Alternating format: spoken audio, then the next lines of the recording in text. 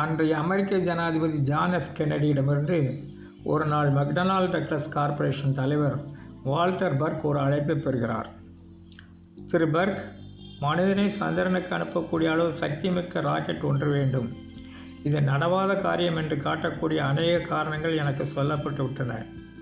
இப்பொழுது நீங்கள் அந்த முயற்சியில் ஈடுபட்டு பிரச்சனைகளை சமாளித்து முயற்சியை முடித்து காட்டுங்கள் என்கிறார் கென்னடி. அந்த முயற்சி வெற்றிகரமாக முடிந்தது என்பதை நாம் அறிவோம். எப்படி உங்களால் இதுபோன்று நடக்க இயலாதவை என்பனவற்றை நடத்தி காட்ட முடிகிறது வால்டர் பர்க்? ஒருவர் பர்க்கை கேட்கிறார். அப்போது பர்க் சொல்கிறார், சமாளிக்க முடியாத ஒரு பிரச்சனை என்று தோன்றுவதை பகுதி பகுதியாக பிரித்து பாருங்கள். அது சிறு சிறு பிரச்சனைகளின் மொத்த உருவமாக இருக்கும். பிரித்து பார்த்தபின் ஒவ்வொரு சிறு பிரச்சனைக்கும் தீர்வு காணுங்கள்.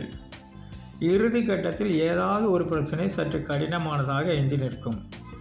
இப்போது உங்கள் மொத்த கவனமும் அந்த பிரச்சனைக்கு தீர்வு காண்பதில் குவியும். வழி திறக்கும். இப்போது முதலில் தோன்றிய சாத்தியமே இல்லாத பிரச்சனை சாத்தியமாகி இருக்கும்.